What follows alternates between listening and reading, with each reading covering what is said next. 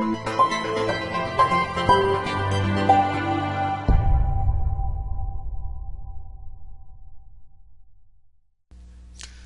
saludo para todos y muy bienvenidos a una nueva entrega del paradigma holográfico. Esto finalmente se está convirtiendo en una serie dentro de otra serie. La serie grande es el universo y el hombre, pero ya es el tercer programa que dedicamos al paradigma holográfico y es mucho lo que tengo, así que probablemente salga toda una serie solamente con el paradigma holográfico, porque hay bastante. Algunas cosas ya las vimos, pero las vamos a repasar. Vamos a ver cómo quedamos el encuentro pasado, el tema del principio holográfico, que no es determinante, no es una cosa tan importante como el trabajo de los pioneros, como el trabajo de Pribram o de David Bohm. Incluso yo incluyo en este trabajo pionero a Jiddu Krishnamurti. Sin embargo, es una prueba más, es una forma más que tenemos de demostrar lo que estamos afirmando. Recuerden, alguno podría decir, bueno, apenas un vestigio. Sí, investigar significa eso. Investigare, estar en los vestigios, no significa otra cosa. Y aquí hay muchos, especialmente en el principio holográfico. El primero que presentó el principio holográfico fue Gerhard Hofstede en el año 93, bastante después que salió el libro de autor múltiple que presenta la teoría holográfica. Una cosa es la teoría holográfica y otra cosa es el principio holográfico. Y luego fue más difundida, mejorada por otro llamado Leonard Susskind en el 95.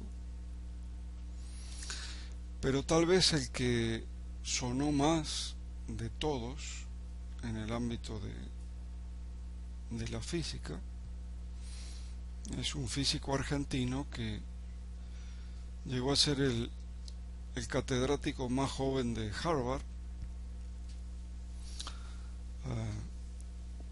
y en el 97 presenta esto que él lo llama el principio holográfico. Bueno, para tener una idea de lo que significa esto, creo que todos conocemos lo que es un holograma. Lo han visto en las tarjetas de crédito, lo han visto en muchos lugares. Y básicamente se pueden describir como una pequeña estructura de 2 dimensiones que contiene o guarda toda la información de la estructura tridimensional de un objeto. O sea que un sistema de 2 dimensiones y otro de 3 dimensiones son análogos respecto a la información que contienen. Y esto es lo que se conoce como principio holográfico. No tendría por qué ser así. Esto se tuvo que comprobar, tal vez para tener un acercamiento a lo difícil que es esto, de que un sistema bidimensional corresponda en su información con uno tridimensional. Sería como decir que las ecuaciones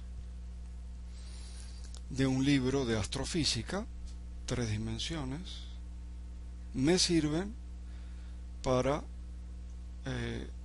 reparar, por ejemplo,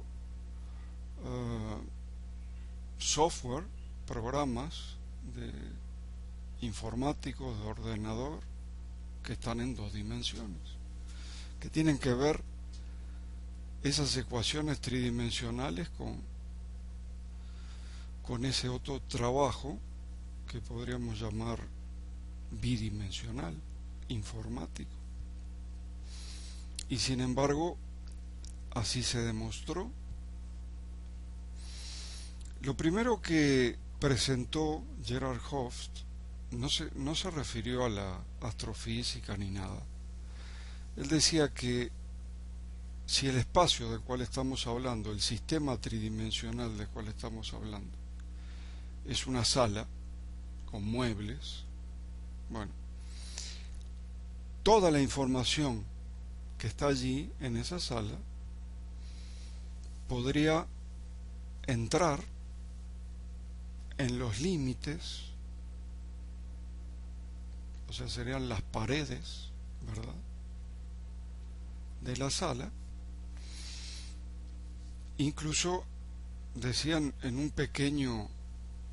pequeñísimo espacio de un lugar de la frontera de ese sistema tridimensional, que serían las paredes de esa sala. Así de fácil parece.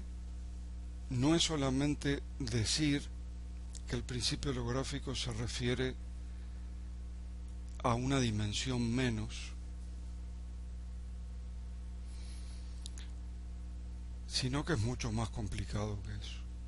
Significa que un sistema bidimensional,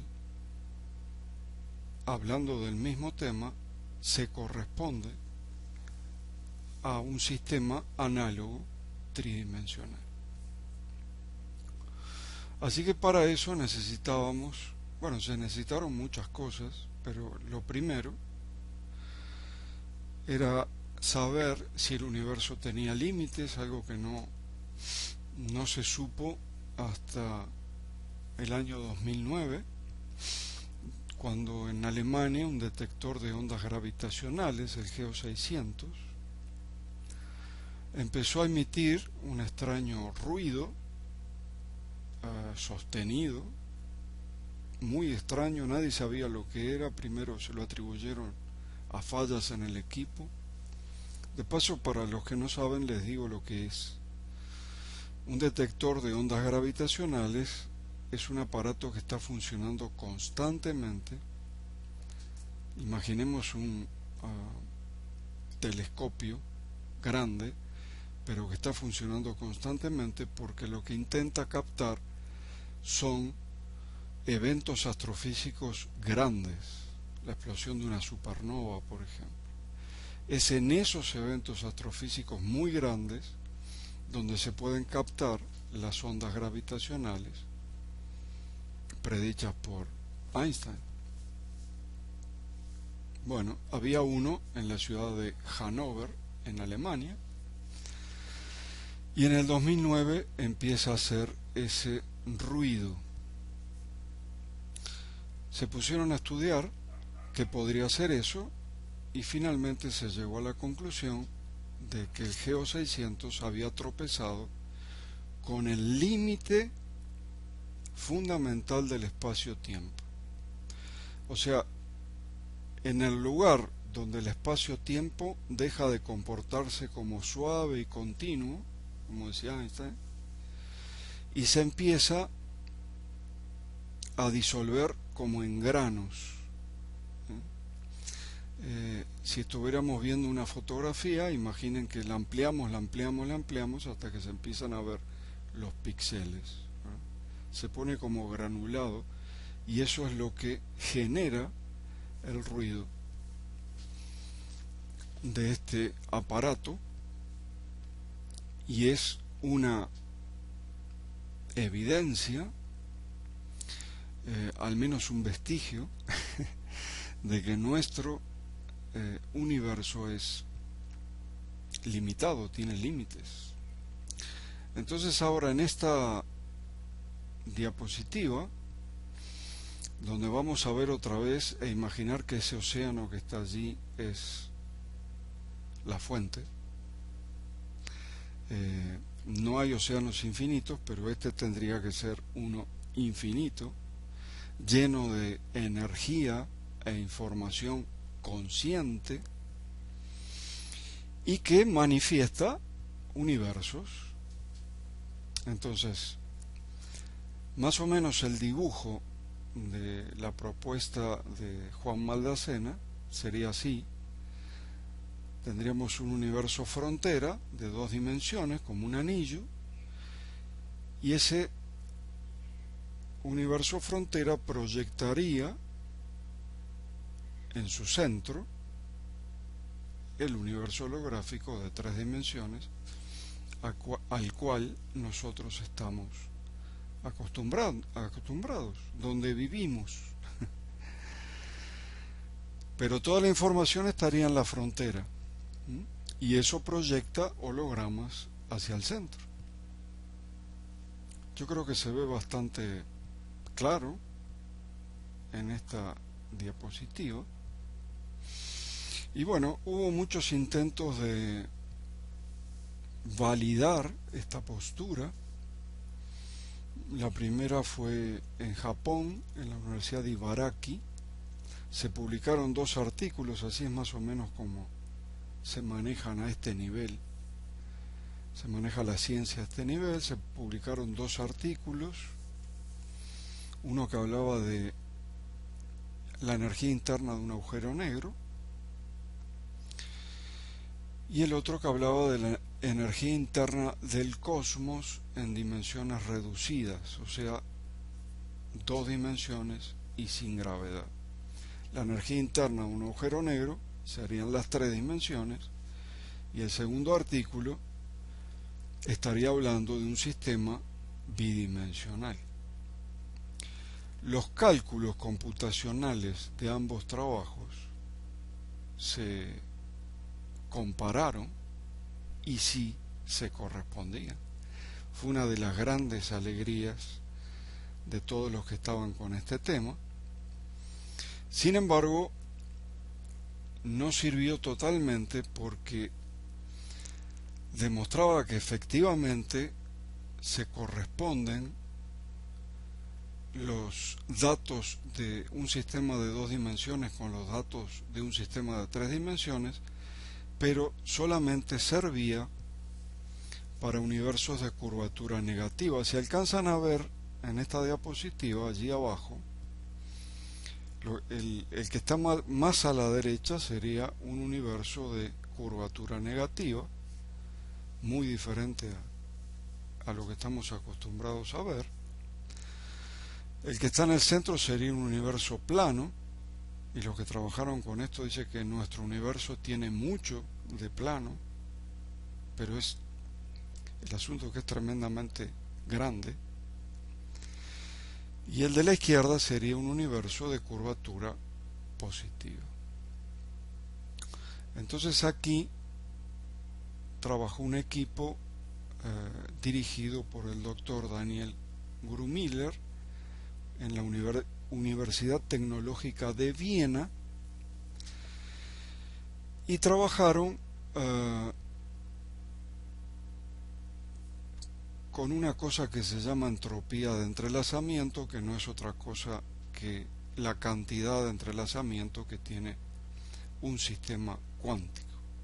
Y para hacerla fácil, les digo que lo estudiaron en 2 dimensiones, en 3 dimensiones, y ambos datos se correspondían. Así que podemos decir en este momento que desde el punto de vista matemático, el principio holográfico está demostrado. Hasta el momento se han publicado más de 10.000 artículos sobre esto que se llama la correspondencia Maldacena. 10.000 artículos. O sea que desde el punto de vista del principio holográfico, que el universo es un holograma, está matemáticamente demostrado. Este año, algo que ya les mostré, pero que se lo vuelvo a mostrar porque viene bastante después. Lo que salió fue un artículo en una revista, Physical Review Letters, de un equipo de investigación de varias universidades, italianos, británicos y canadienses, y ellos presentaron lo que aseguran que es la primera evidencia visible, observacional, de que el universo es un vasto y complejo holograma. ¿Qué fue lo que hicieron? Bien, sobre la base de esta fotografía que tenemos aquí, que es la imagen más antigua que tenemos del universo, captada por el telescopio espacial Planck, que es un telescopio, bueno, primero se manda como una sonda y luego hasta donde puede llegar, de allí empieza a sacar fotografías. Y bueno, esto sería una fotografía de la infancia del universo. El problema que tenía, como ustedes pueden ver aquí, es pura mancha, nada más. El problema que tenía es que la evolución del universo sobre la base de esa fotografía era prácticamente imposible con los modelos astrofísicos que tenemos a nuestro alcance, incluyendo la relatividad.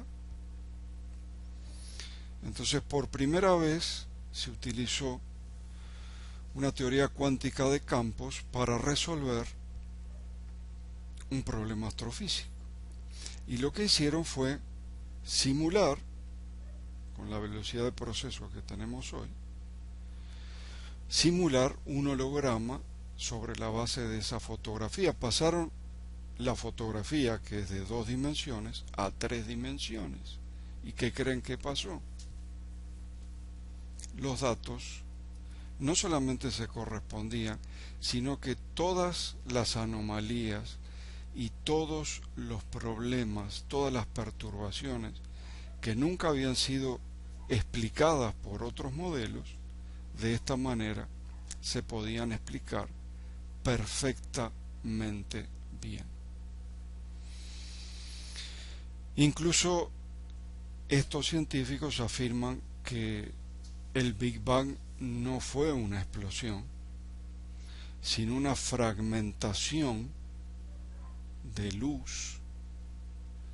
Y entonces la radiación de fondo de microondas del universo no sería el eco de la explosión, sino que sería el resplandor. Muy bien. ¿Se acuerdan que entre los pioneros, y acá tenemos que volver al año famoso 1987, y esto del principio holográfico que empezó en 1993, mientras sucedía eso, en Rusia se trabajaba con el ADN. Pero se trabajaba desde un punto de vista holográfico también. Decía Peter Garayev, que fue Peter Garayev y Vladimir Poponin fueron los directores, aunque el más importante fue Peter Garayev. Y él decía, hablando sobre el efecto del ADN fantasma, dice: yo estaba iluminando con un láser luego de haber extraído esa muestra de ADN, y lo que estaba iluminando el láser era un espacio vacío, ya no estaba la muestra del ADN allí, pero la forma era como un fantasma, es decir, era un holograma exactamente igual al holograma que se había puesto previamente y se había iluminado previamente allí. Pero eso no es todo, sino que ese holograma que quedaba, pura luz e información, es un holograma operativo. o sea que se puede utilizar, que funciona. Entonces allí se comprueba que nuestro ADN se comporta también de manera holográfica, y al igual que el superholograma que llamamos universo hoy en día, al igual que ese superholograma, tiene varias particularidades. Por ejemplo, la información no tiene una localidad, no está en un lugar, está en todos los lugares posibles a la vez. Supongo que recordarán lo de la placa holográfica. Creo que es la única característica que se comparte aquí con la mecánica cuántica, la no localidad de la información. También es atemporal el superholograma, y eso, o sea, el universo, y eso también lo sabemos por otras pruebas que se habían realizado. Si se acuerdan de el experimento de las ranas, que demuestra que nosotros recibimos del universo información electromagnética, también se hizo otro experimento que demuestra que no solamente por vía electromagnética nosotros recibimos información, sino que también la recibimos por sonido. Claro, son frecuencias de sonido que no alcanzamos a escuchar con el rango de nuestros oídos, pero allí está. Lo que hizo Garayev fue poner una molécula de ADN en agua con micrófonos, y según él afirma, y esto lo afirmó para la televisión rusa, esa molécula de ADN producía constantemente una melodía muy hermosa, hasta que le proyectaron una frecuencia de ultrasonido, como el ultrasonido que se usa para las ecografías de los niños, y en lugar de la melodía compleja y hermosa, eso se convirtió en un solo sonido pi, monótono, pi, lo cual quiere decir que el ultrasonido lo que le hace a nuestro ADN es quitar la información. O sea que esto hay que sumarlo a la famosa gran intervención de la raza humana. Ahora le tenemos que sumar, y no estamos hablando del siglo XXI, esto empezó hace muchísimos años, la información que nos borra la ecografía común que le hacen a todos los bebés. Esa información es borrada, o sea, tenemos menos información, mucho menos información de la que podemos tener. Y con el virus ese que nos implantaron, además, la información, que tiene una tendencia natural humana hacia lo espiritual, por así decirlo, se desvía. En lugar de ir hacia lo espiritual, se va a lo material. Hay un desvío de la información. No solo tenemos menos información disponible por ese tipo de cosas, sino que la información se desvía.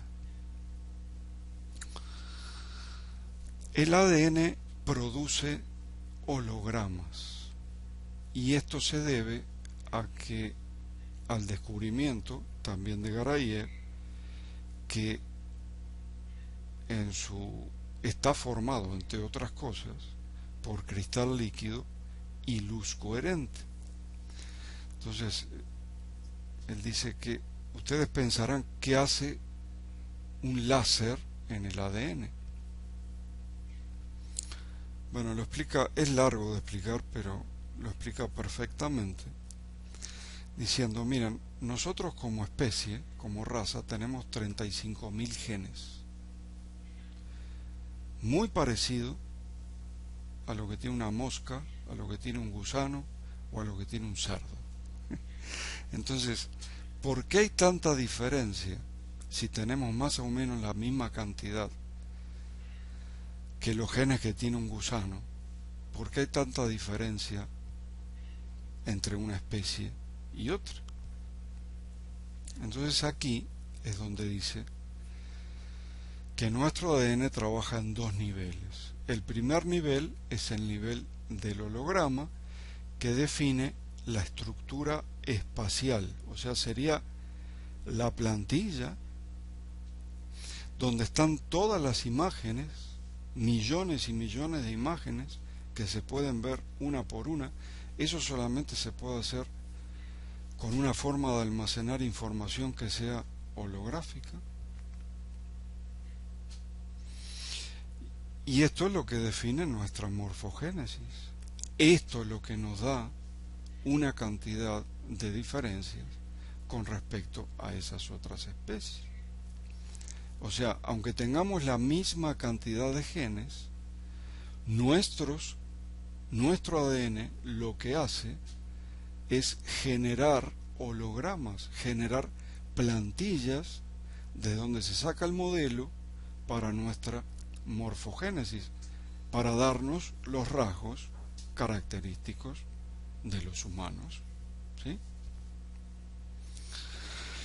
Bueno, después de... ya veo que tenemos que ir al 4, pero antes de terminar el programa, quiero decirles que saqué algo así como unas 22 consecuencias de todo este estudio para nuestra vida. Y que es lo más importante de todo, porque lo otro es muy técnico, muy fácil de validar, solamente hay que conseguir dónde está eso y leerlo, es fácil de validar. Pero entre las consecuencias para esta vida que sacamos desde esta investigación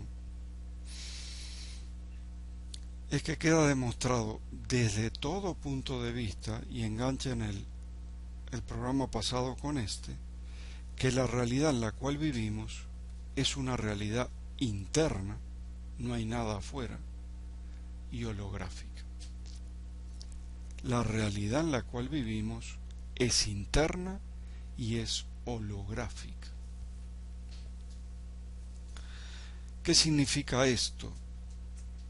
Que aunque fuimos intervenidos en algún momento de la prehistoria con ese algoritmo numérico que nos desvía la información hacia lo material, y por eso la cultura se ha hecho en torno al materialismo, nuestros poderes siguen intactos, solamente están olvidados y sin utilizar, pero los poderes en sí mismos de nuestro ADN original están intactos.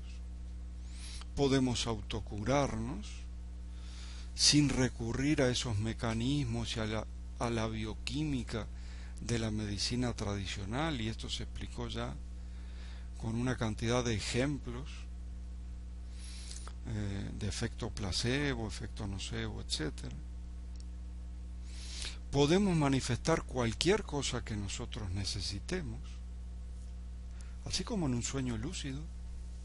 En un sueño lúcido, yo he tenido muchísimos, uno manifiesta lo que quiere, uno moldea la realidad como lo quiere hacer, de la manera que a uno le viene mejor. Bueno, quiero decirles que es imposible demostrar que esta vida no es un sueño. Es totalmente imposible. Es tan imposible que ya Descartes lo usaba en el siglo XVII como idealista, como racionalista, para discutir con los empiristas ingleses. O sea, ¿cómo podemos hacer nosotros para demostrar que esta vida no es un sueño? Es imposible, podría ser perfectamente un sueño, como esos sueños lúcidos donde nosotros moldeamos la realidad a nuestro antojo. ¿Que aparentemente es un poco más largo? Sí. ¿Que aparentemente las cosas se mantienen de alguna manera similares y hay formas que se mantienen sostenidas? Sí, lo vamos a explicar. Vamos a explicar por qué se da eso. Quizás a diferencia, o quizás igual que en nuestros sueños, no solamente tenemos la conciencia circunscrita personal, está la conciencia de raza, que es muchísimo más abarcante, y de donde nuestro cerebro también saca información, la interpreta y proyecta hologramas.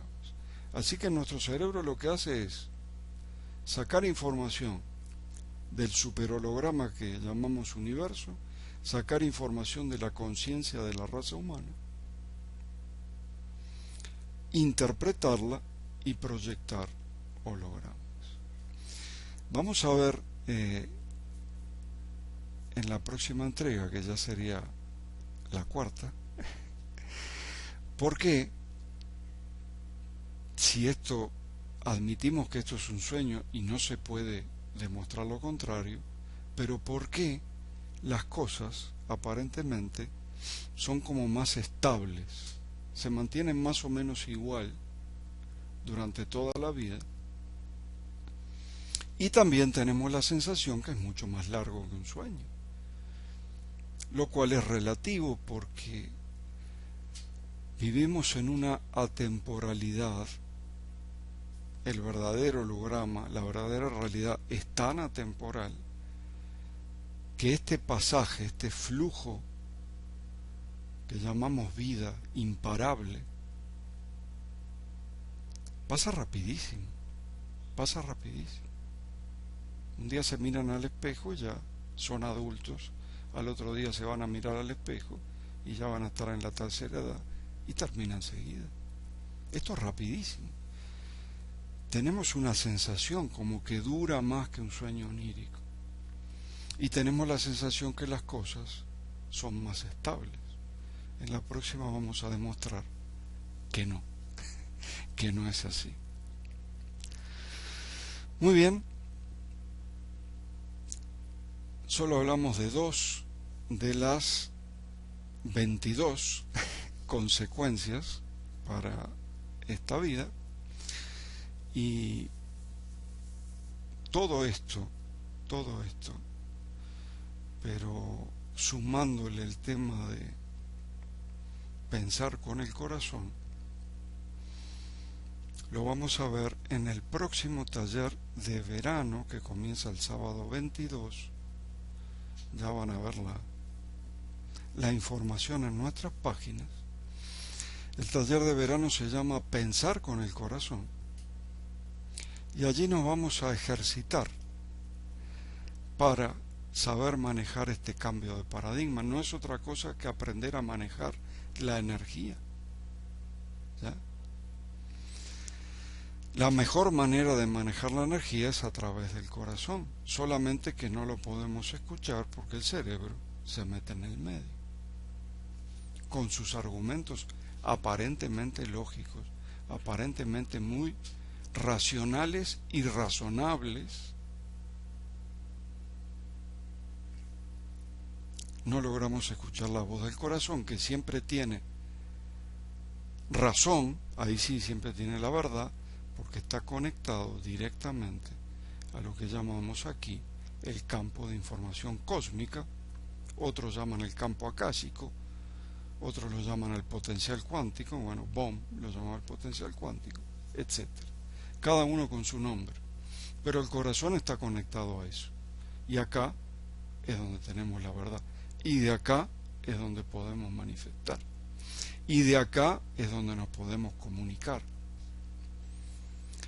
Todo eso lo vamos a ver en esta serie, pero lo vamos a ejercitar en el taller de verano de Vida Coherente, Pensar con el Corazón. Los esperamos el sábado 22. Y con este programa nos vemos la semana que viene. Que estén bien. Hasta luego.